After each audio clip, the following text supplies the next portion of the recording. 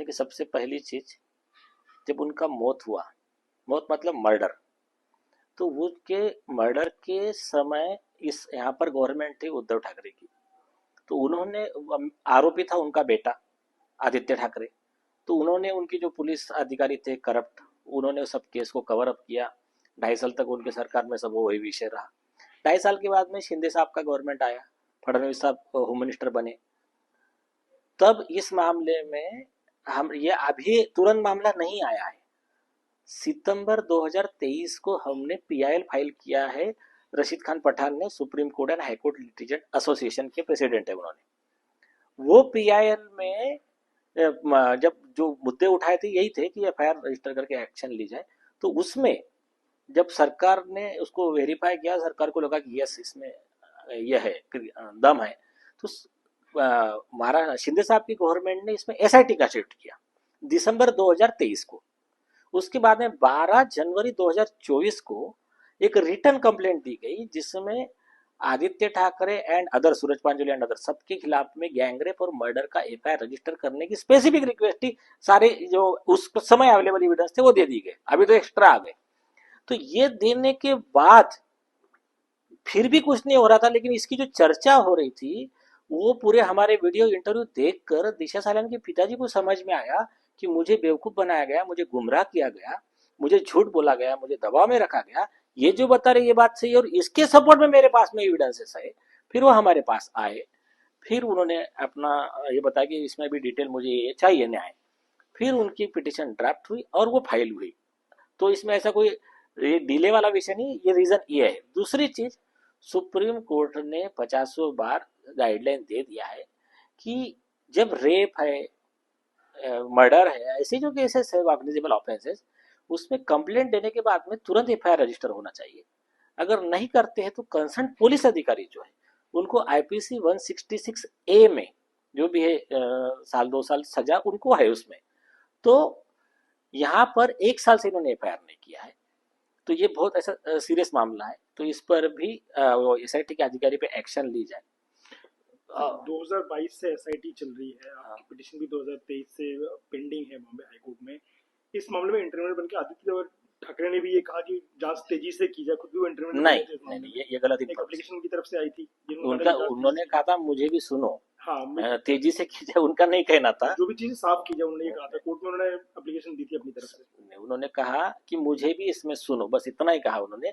और वो जो एफिडेविट दिया, यही तो बात है कि मीडिया में पूरी आधी बातें बताई गई। उसके बाद में वो जो एफिडेविट आदित्य ठाकरे ने दिया, वो एफिडेविट झूठा था। उसमें जो चीजें उन्होंने लिखी थी कि मुझे सीबीआई ने क्लीन चिट दे दी है दिशा सालियान के मर्डर केस में, और हमने सीबीआई का खुद का प्रेस नोट उसमें लगाया कि सीबीआई ने कहा हमने ऐसा कुछ इन्वेस्टिगेट किया ही नहीं, उनको क्लीन चिट दी नहीं, ये झूठ बोल रहे हैं। तो यस, और दो चार चीजें थी उसके बारे में हमने झूठा एफिडेविट देने के मामले में आदित्य ठाकरे और उनके वकील, इनको प्रोसिक्यूट करने के लिए परजुरी और कंटेम्प्ट में हमने 340 सीआरपीसी का एप्लीकेशन लगाया, वो भी ऑन बोर्ड है। इसकी न्यूज आप लोगों ने, मतलब जो भी थे तथाकथित खुद को फेयर मीडिया बताने वाले, उन लोगों ने बताया नहीं। तो अभी मैं लोगों के पास में आधी जानकारी है कि नहीं, आदित्य ने खुद बोला था, ऐसा नहीं है, ये ऑन रिकॉर्ड ये चीजें। और सर इस पूरे मामले में जब शुरू से चर्चा उठी तब ये उठा कि सुशांत सिंह का जो मृत्यु का मामला था और ये मामला कनेक्टेड है, क्योंकि दिशा साले ने for some point of time उनके लिए सेलिब्रिटी मैनेजर का काम किया था। तो क्या आपको भी ये लगता है कि सुशांत सिंह का केस और इनकी मौत का केस, दोनों ही मौत के केस आपस में जुड़े हुए कोई तार? 200% हमारे पिटिशन में आप देखना, आई थिंक 6 से 7 पेज सिर्फ इसी पॉइंट के रिलेटेड एविडेंस और वो सब दिया हुआ है। एडिशनल में हमारे पास में एविडेंस है, वो हम कुछ चीजें या तो सील्ड कवर में देंगे या तो हम तय करेंगे उसको कैसा देना है। हमारे पास में एविडेंस है इसके। सर इसमें आपने राजनीतिक दबाव के साथ साथ पुलिस की ओर से लापरवाही का आरोप भी लगाया, पिटीशन हमने जो पढ़ी है उसमें। तो राजनीतिक दबाव जो था, आपने मुख्यमंत्री तत्कालीन जो थे और उनके बेटे उनका नाम लिया, बट उसके अलावा कोई और राजनीतिक दबाव भी था क्योंकि 3 पार्टियों की सरकार थी? और पुलिस से लापरवाही किस तरीके से हुई, थोड़ा उसमें विस्तार दें। ये सही प्रॉपर क्वेश्चन पूछा। मेन तो उद्धव ठाकरे, आदित्य ठाकरे थे, उस समय के गृह मंत्री थे जो बाद में खुद जेल में चले गए, अनिल देशमुख। उनका भी इसमें इन्वॉल्वमेंट है कि वो चीजें थोड़ा सा ये है कि उसके लिए आपको अलग से एपिसोड बनाना पड़ेगा, लेकिन उनका भी इसमें रोल था। वो भी चाहते थे कि हाँ ठीक है, अपना आदमी के ऊपर कार्रवाई ना हो, तो वो भी प्रूफ्स है। उसके अलावा अभी आता हूं मैं पुलिस पे, जो इम्पोर्टेंट है।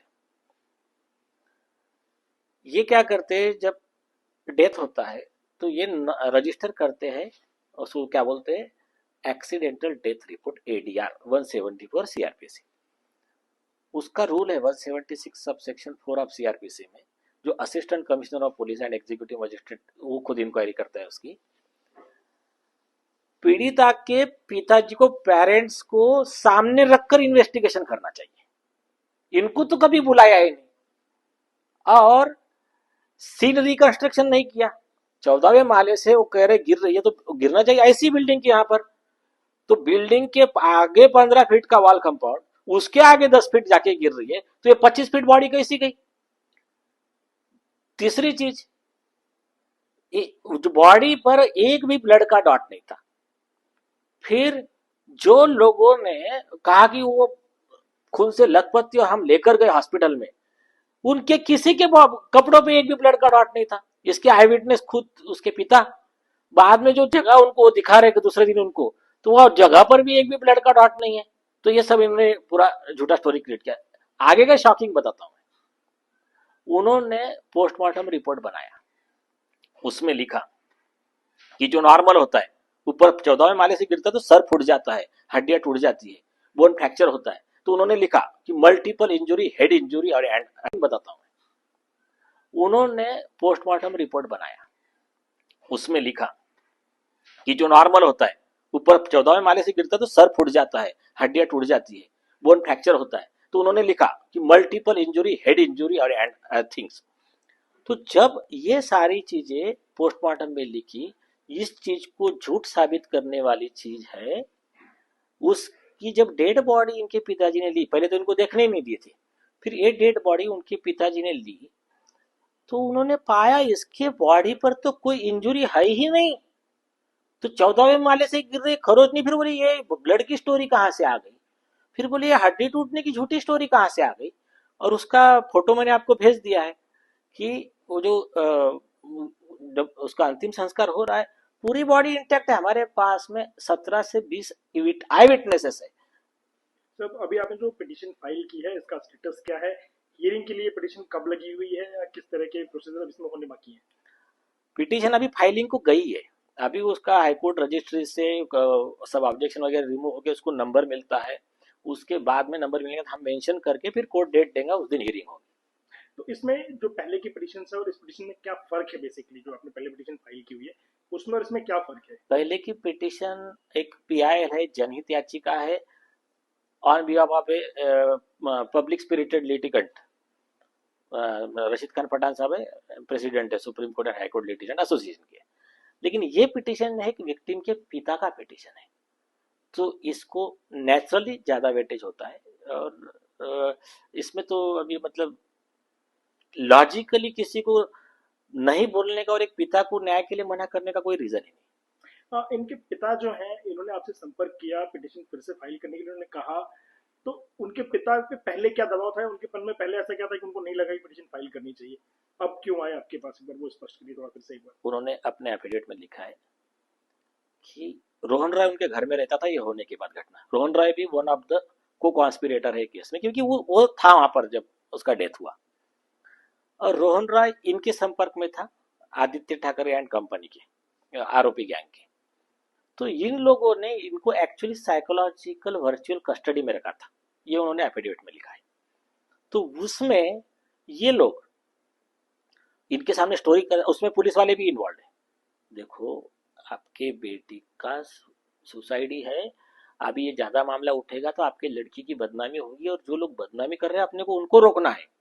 तो आप एक काम करो, किशोरी पेडनेकर गई, जा मिलने गई, फिर उनके लोग आए, हम एक कंप्लेंट बना के लाते हैं, आप सिर्फ साइन कर देना, हम निपटा देंगे इनको जो ये आपके लड़की की बदनामी कर रहे हैं। तो उन्होंने बनवा के लाया, इनसे साइन ले लिया। और साइन किसके खिलाफ ले लिया? नारायण राणे, नीतीश राणे।